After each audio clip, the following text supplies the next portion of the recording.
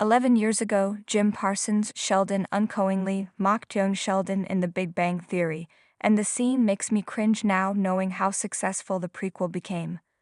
Almost 6 years since The Big Bang Theory ended, it remains relevant thanks to its spin-offs, not to mention its streaming dominance.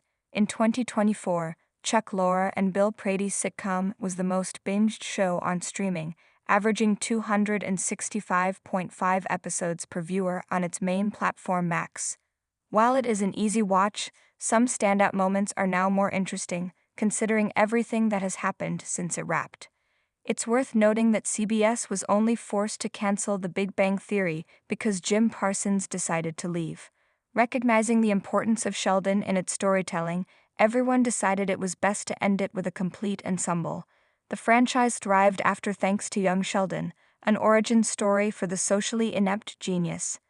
The shows only overlapped for 2 years, with the idea of the prequel not materializing until 2016, a year before the show premiered.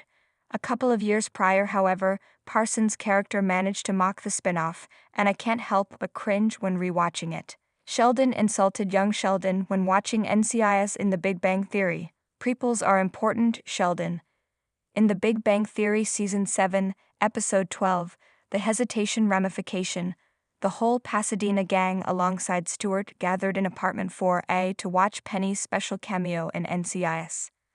Ahead of the actual scene, Sheldon started fuzzing about not being comfortable with simply watching a scene without any context of the previous episodes of the series.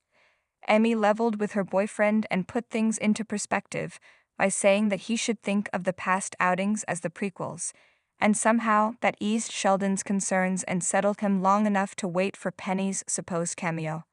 As someone who was never shy about his opinion, Amy's explanation working on Sheldon means that he actually believed her. The problem is that, retroactively, this also poked fun at young Sheldon's existence, which was technically a prequel.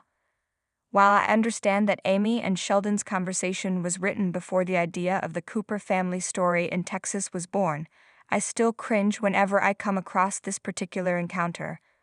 What makes this worse is that Parsons was heavily involved in the prequel, and Mayim Bialik made a few cameos, including in the young Sheldon final.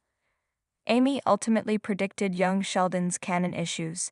Young Sheldon had a lot of plot inconsistencies with The Big Bang Theory. In any case, Amy predicted how much young Sheldon would deviate from the Big Bang Theory canon. Granted that it stuck to it with major storylines, such as George's unexpected death and Sheldon's move to California for his postgraduate, but the prequel outgrowing its premise in the middle of its run meant that Lorre and his team tackled other storylines that wasn't exactly important to the socially inept genius life, but was integral to his family's history. Overall, despite The Big Bang Theory and young Sheldon loose connections, the great news is that both shows can be enjoyed together or separately.